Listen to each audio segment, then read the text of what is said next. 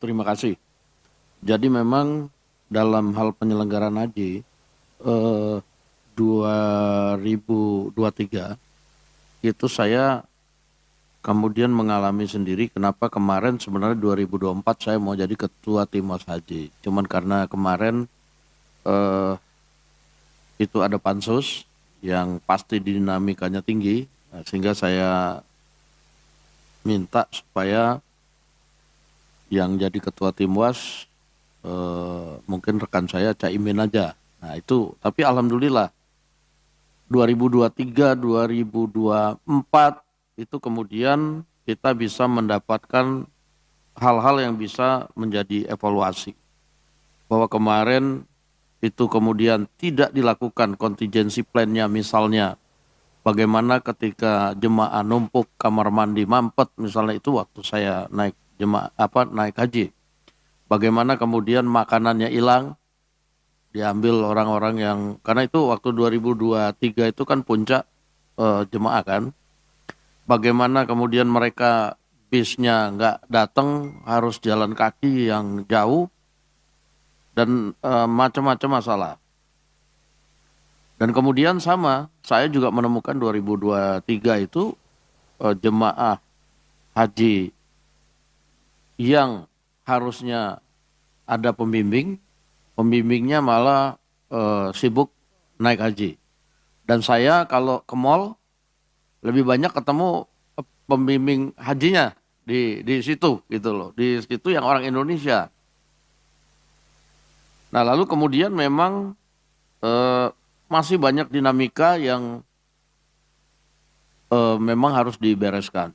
Jadi saya kemarin juga umroh, itu banyak benar eh, pengusaha catering, dapur-dapur yang berusaha melobi, yang kalau saya, kan ada yang terang-terangan itu, ngomong fee-nya sekian. Kalau saya lihat-lihat, artinya kalau fee sekian, ternyata biaya makan masih bisa turun banyak.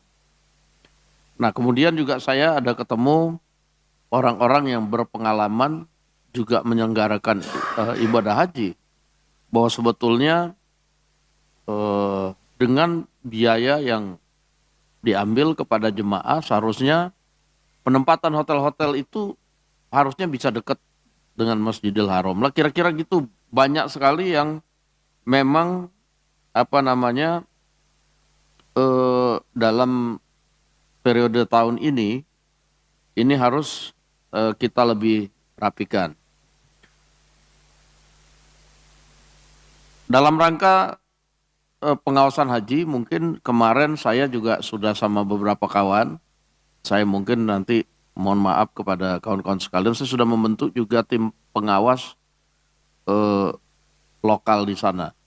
Jadi di sana itu ada eh, orang-orang Indonesia yang mau menjadi relawan, yang mungkin nanti kita akan kasih sedikit honor uang makan, tapi mereka akan ikut membantu pengawasan, mereka yang akan berpartisipasi di beberapa titik yang krusial, misalnya di tenda, di penjemputan, di rumah sakit, di mana itu mereka jumlahnya nggak banyak, sekitar 100 orangan yang baru berhasil dikumpulkan untuk membantu tim pengawas haji, karena mereka yang tahu daerah, mereka tahu bahasa, mereka tahu karakteristik, dan mereka orang Indonesia, itu loh. Mereka orang Indonesia. Nah sehingga mungkin ya sedikit banyak membantu ketika kemudian ada kesulitan komunikasi, masalah penjemputan, masalah bus, masalah makanan. Dan sebelum ini memang saya sudah berapa kali mengadakan pertemuan dengan Menteri Agama dan Badan Penyelenggara Haji, menyampaikan pesan Presiden bahwa tidak boleh hanya ada satu vendor. Vendor itu harus lebih dari satu supaya kemudian ada perbandingan, ada persaingan, dan ada kemudian apa namanya perlombaan kualitas untuk jemaah haji. Termasuk juga kenapa kemudian kemarin mungkin ya negara harus berkorban, bahwa kali ini angkutan tidak dimonopoli oleh maskapai yang dipunyai oleh negara, karena ini kita harus melakukan satu persaingan untuk kebaikan jemaah. Nah, untuk tadi mungkin kita akan dorong sebanyak 2.210 itu agar dapat perimbangan antara petugas haji dan jemaah haji itu bisa agak lebih berimbang, sehingga pemerintah kita akan minta melobi kepada pemerintah Arab Saudi untuk mengupayakan penambahan petugas haji, tapi juga kemudian kita harus lebih mewaspadai tadi temuan-temuan pansus yang lalu bahwa kemudian ada slot-slot yang kemudian termanipulasi agar yang berhak yang berangkat itu kemudian bisa berangkat tanpa kemudian hak-haknya dikurangi.